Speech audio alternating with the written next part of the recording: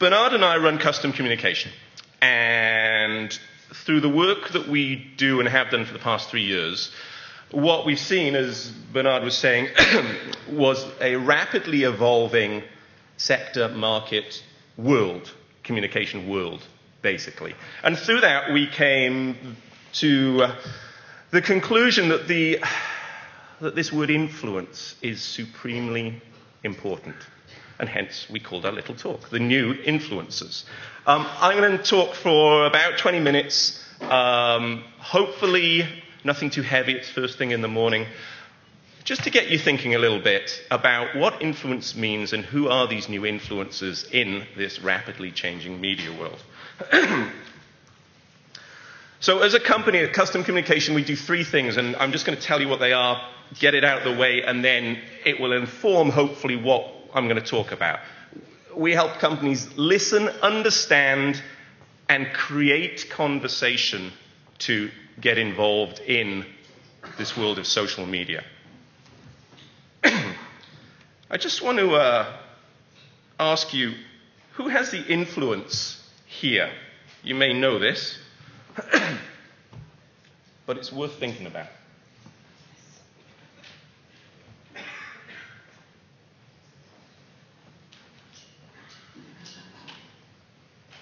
You may have seen this on TV last year. I'm not an expert on brainwashing. And when asked in that case why he kept making the accusation, Sweeney's reaction was unexpected, to say the least.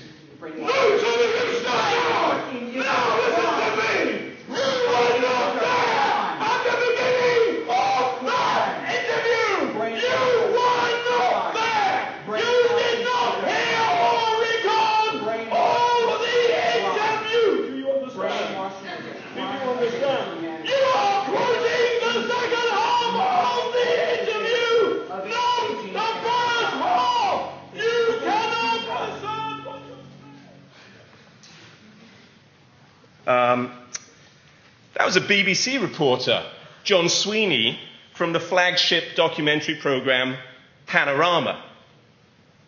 That was filmed by the Church of Scientology and was released on YouTube 3 days before Sweeney ran an expose of Scientology. The Church of Scientology got all the headlines, and there are arguments about who came out looking better in the end, but in terms of telling a story and getting their blows in first, by using YouTube, by doing it themselves, they demonstrated an enormous amount of influence. Now, I like that example because it's not a corporate example.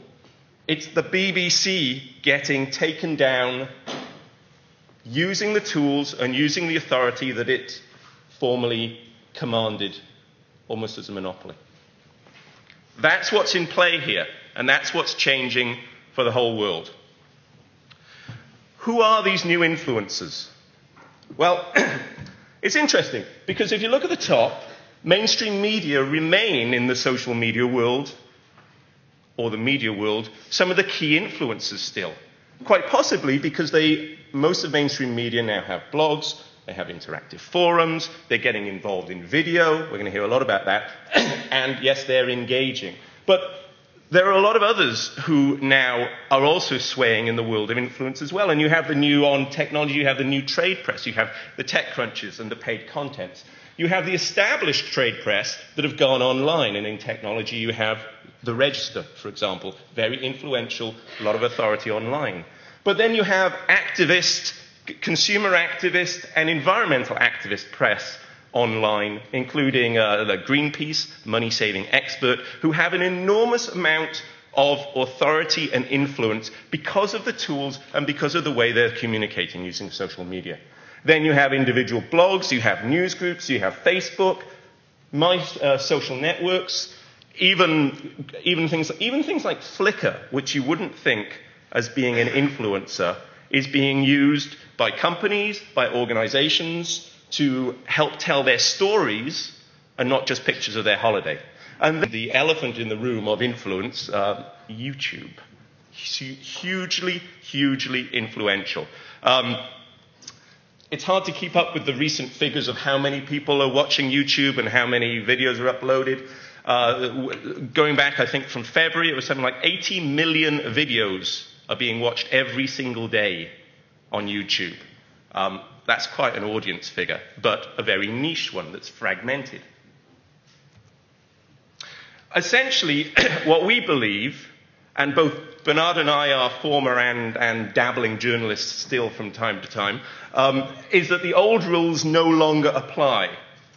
The terms old, new, and social media, just rip them up, even though I know we're calling it social media influence. I am aware of the irony of that bit. But they don't really matter anymore.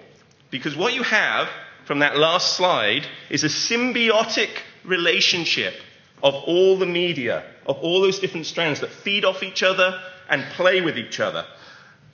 And companies essentially need to realize that their reputation is now being evaluated across a range of online mediums. So say an influential tech blogger or legal blogger writes something, the people reading that blog will most likely come from mainstream media because they're keeping up on their beats. And then below, there will also be another range of people reading it as well. And maybe that will be played out on YouTube or Facebook. And it will move up and down. And this information will keep coming around and swirling around and will never disappear. Because one of the most important things of this is that what we call kind of the half-life of online news and online information. It never goes away. Just to give you a little sense of here, my slide and my Gizmodo thing moved a bit there. Excuse me, I'll go back to PowerPoint school soon. Just look at the figures for these. If this was technology, right? This is the tech blog hierarchy: TechCrunch, Engadget, Boing Boing, Gizmodo, all do slightly different things. 12 million uniques a month, 2.5 million uniques a month, 5 million uniques a month, 2 million unique visitors a month. That's a lot of people. That's a lot of people reading, and enough to give any established mainstream media a run for their money. Look at activist blogs. It's all gone wrong on my PowerPoint here. Sorry about this. But if we look at what Greenpeace does, good job I'm going first, right? And only my reputation's at stake. If you look what Greenpeace does, when Greenpeace gets a campaign out there on anything, it has its blog. It has a YouTube channel. It has a Flickr channel. It has an email distribution list. 1,600 blogs link to Greenpeace's main blog, and it's the first stop for mainstream environmental reporters. Facebook. You might not think of Facebook, but look what happened to HSBC last August or last September when they tried to change the student loan rates. 5,000 people signed up to a Facebook group protesting what HSBC did within about 2 weeks. I don't have the exact numbers. Now, why is that important? It's just another Facebook group, right? It's important because if you're a journalist and you're trying to tell a story, especially if you're telling a story about consumer or activist protest, it's very difficult to do that if you can't quantify it.